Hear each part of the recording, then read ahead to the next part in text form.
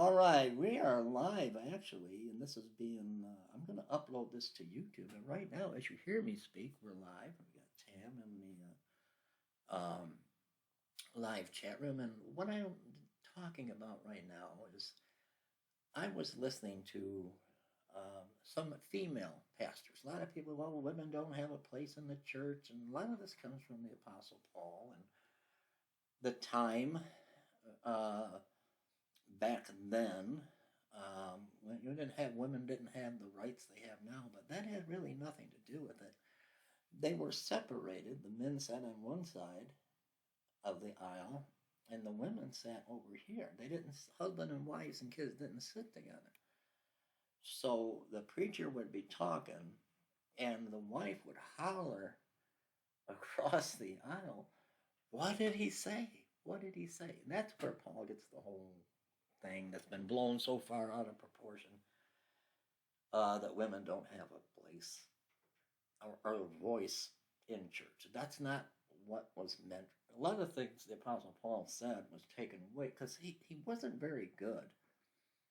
And he admitted that at explaining things. People would misunderstand and mistake what he said all the time.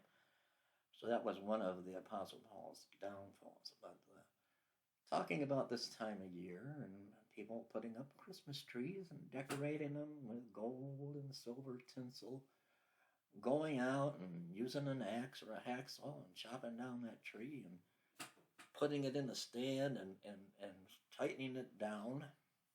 We see in Leviticus that in Leviticus we're not to go out like a woodsman with his axe and cut down a tree and fasten it with nails and decorate it with gold and silver. That was a pagan practice. What they did is they cut down a tree and they made it to where it couldn't move. It couldn't speak. The tree couldn't walk. It couldn't move. It couldn't talk. And they decorated it with gold and silver. But then they bowed down before the tree and they worshiped the tree as if it was a god. They, instead of worshiping the God of Israel, the God of Abraham, Isaac, and Jacob, they worshiped an inanimate object. And that's the same with the statues and the Mary worship. But this time of year, then they were talking, the women were preaching, they were talking about you can't put up a nativity scene. Now, Jesus, we know, was born in, not born on December 25th. It would have been too cold for the shepherds to be out with their flock. Using God's calendar, not our calendar, but God's timeline and God's calendar, Jesus would have been born, the Messiah would have been born on September the 15th, not December 25th. But with that said, they say you're not to put up, my grandmother always did. She put up the menorah of all things. I didn't know what it was until I was a grown man. I remember every Christmas having these candles, these 7 candles, one tall one and then 3 on each side, and they lit up. And I didn't know. I thought it was Christmas candles. I didn't know it was the menorah. So we got some Jewish in us somewhere, I think. I remember these 2 Jewish women that would come over and visit all the time, being a kid, being a young boy. And it was a woman and her mother. The mother was elderly, but she just took a liking to me. She'd give me these little gold coins from Israel, and so I remember this. So I don't know where the connection is or who they were. Were they related to it? I don't remember. But getting back to the topic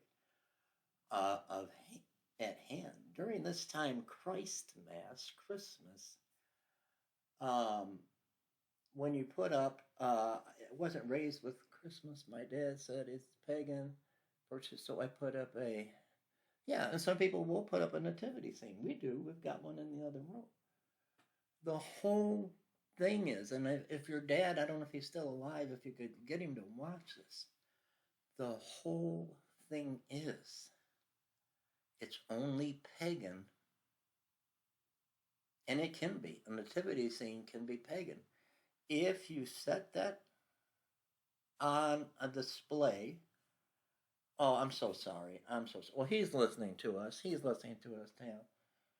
If you worship that nativity scene, if that becomes an idol to you, anything can become an idol, and you worship that nativity set like it really is baby Jesus, and you are bowing down and worshiping that. Same with the tree.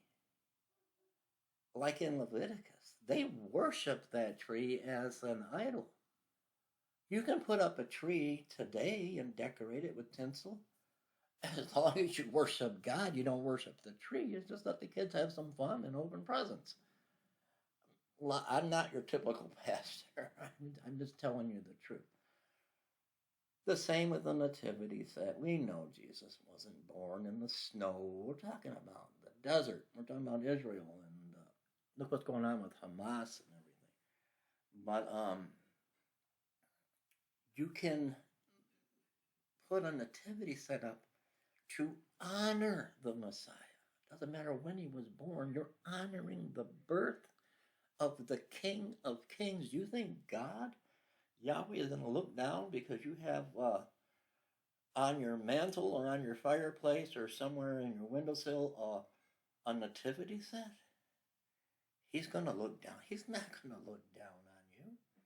If you had statues in your home, you can't idolize these. They're not the real people. That's where I kind of draw the line on those statues of worship. But that's what the Catholics do. They worship Mary. They go to, they use the rosary, which dates back to Buddhism. Hey, Brother Rob, dates back to Buddhism, where they're counting the beads, and they are actually worshiping Mary. They want you to go to an intercessor, a man, but you have to call Father. When Jesus said, "You'll call no man Father, but my Father in heaven," and you got to tell your sins to this man behind this wooden panel, a confessional. God is not pleased with that.